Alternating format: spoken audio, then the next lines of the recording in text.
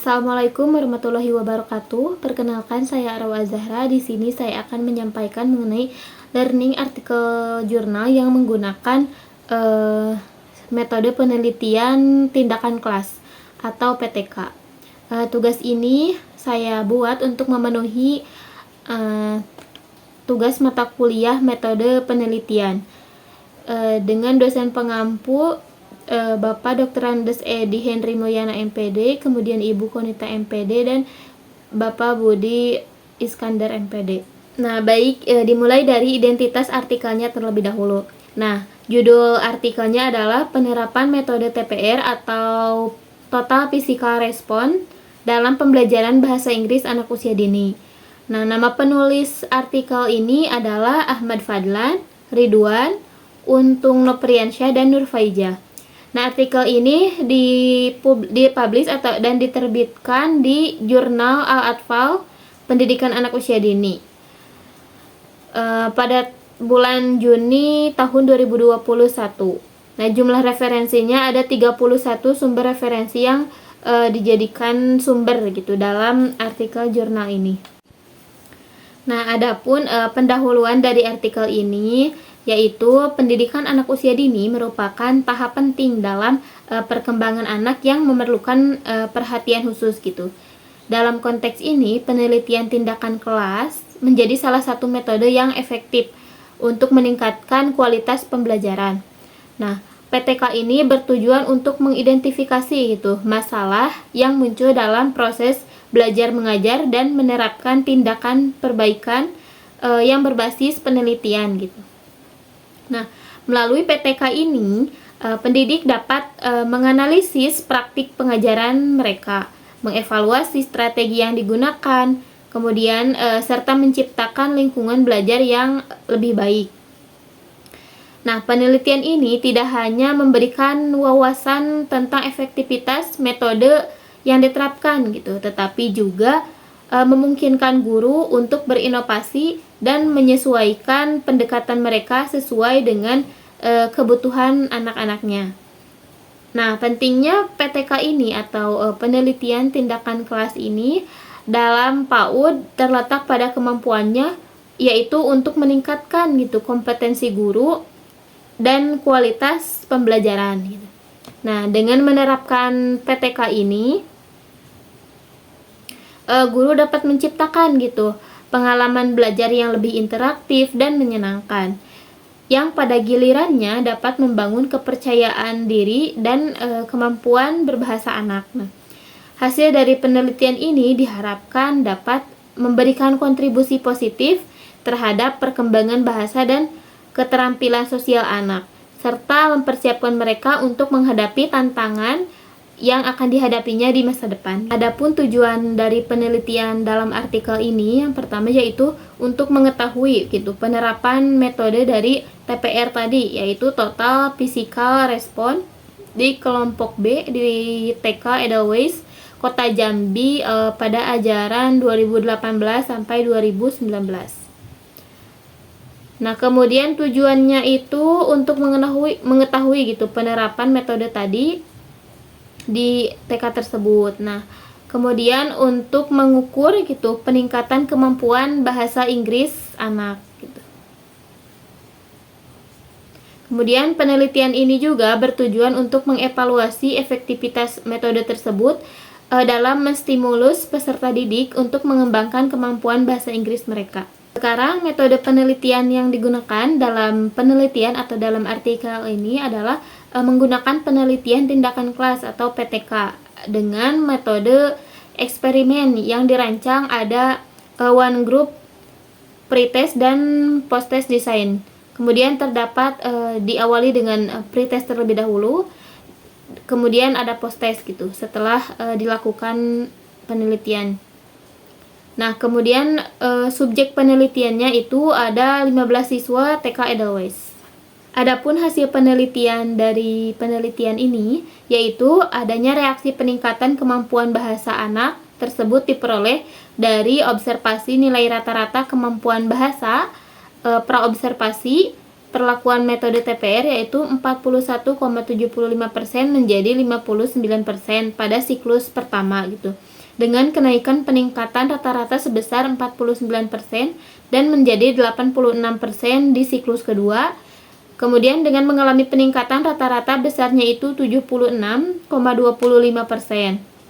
Nah, hal ini menunjukkan gitu hasilnya itu implementasi atau cara TPR memperoleh peningkatan kemampuan berbahasa pada peserta didik. Nah, penelitian tindakan kelas ini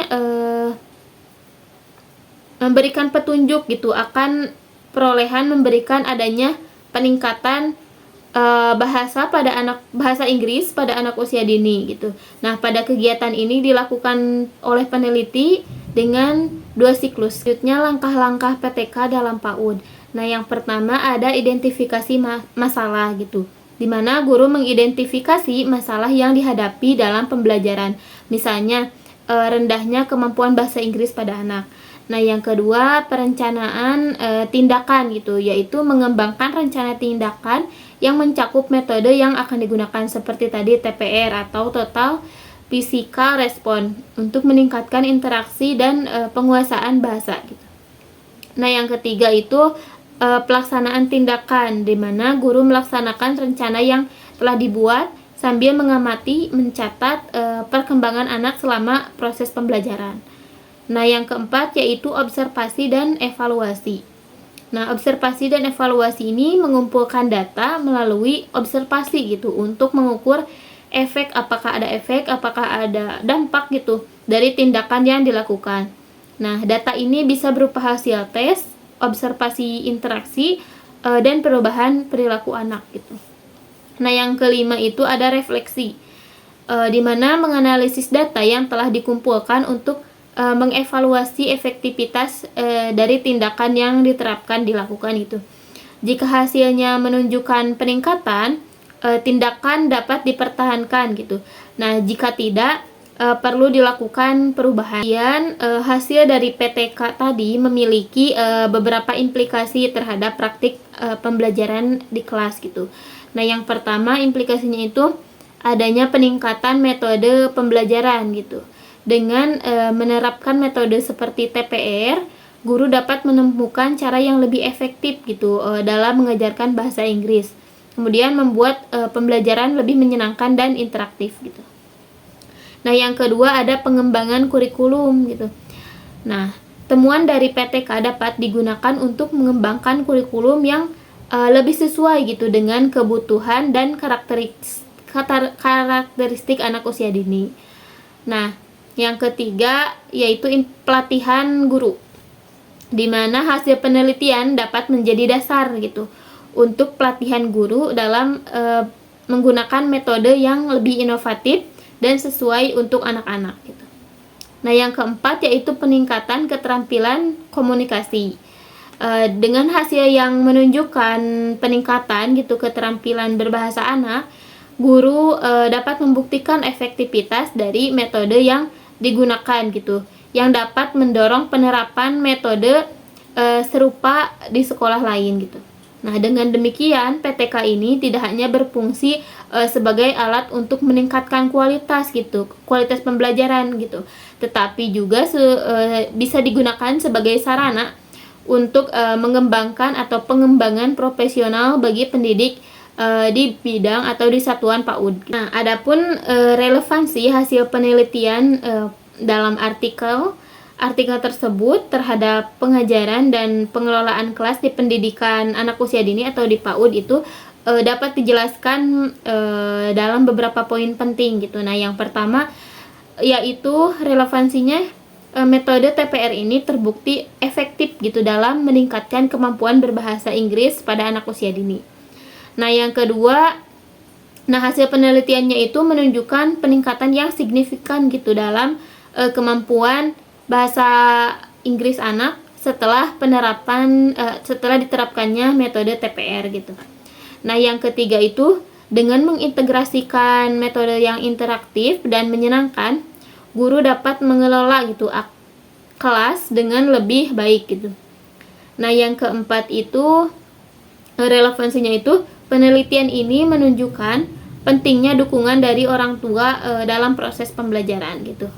Nah, yang kelima, yang terakhir, temuan penelitian ini dapat digunakan sebagai dasar untuk merancang kurikulum PAUD yang lebih efektif dengan memasukkan metode aktif seperti TPR tadi yang sesuai dengan perkembangan anak. Adapun refleksi pribadi terkait penerapan temuan dari artikel tentang metode TPR tadi dalam praktik sebagai calon pendidik PAUD gitu, memberikan banyak sekali wawasan yang berharga.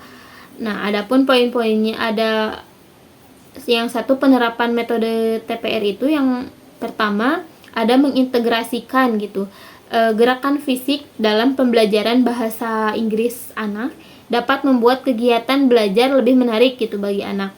Nah, saya juga dapat merancang gitu aktivitas yang melibatkan tindakan seperti menyuruh atau menginstruksikan anak untuk melakukan gerakan tertentu saat mendengar kata-kata dalam bahasa Inggris gitu.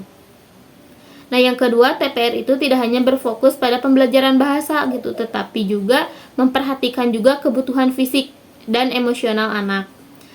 Nah, ini mendorong saya gitu untuk menciptakan lingkungan belajar yang menyenangkan, di mana anak merasa aman untuk bereksplorasi.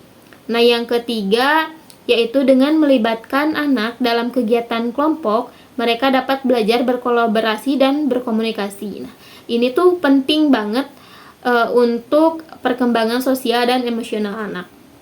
Nah, yang kedua itu ada inspirasi itu untuk tindakan kelas ini. Nah, hasil penelitian ini menunjukkan peningkatan kemampuan bahasa anak itu melalui metode TPR. Nah, ini menginspirasi gitu kepada saya calon guru PAUD untuk melakukan observasi secara berkala untuk mengevaluasi efektivitas metode yang saya gunakan dan melakukan penyesuaian sesuai kebutuhan anak. Nah, yang kedua yaitu memahami pentingnya siklus gitu. Siklus pembelajaran yang berulang dapat membantu saya gitu merancang kegiatan yang memungkinkan anak untuk mengulang dan memperdalam pemahaman mereka. Nah, saya juga dapat merencanakan 2 atau lebih gitu siklus pembelajaran yang fokus pada kosakata atau frasa baru. Nah, yang ketiga yaitu penelitian ini juga mengingatkan saya tentang pentingnya melibatkan orang tua dalam proses pembelajaran. Nah, di mana nanti gitu saya dapat mengadakan workshop atau pertemuan untuk mendiskusikan cara orang tua untuk dapat mendukung pembelajaran di rumah gitu, terutama dalam penggunaan bahasa Inggris. Kesimpulannya, implementasi metode TPR ini efektif gitu dalam meningkatkan kemampuan berbahasa Inggris pada anak gitu, anak usia dini khususnya. Nah, pentingnya metode yang tepat dalam pembelajaran untuk anak usia dini ini bisa dilakukan dengan TPR tadi. Cukup sekian pemaparan dari saya. Mohon maaf bila banyak sekali kekurangan. Wassalamualaikum warahmatullahi wabarakatuh.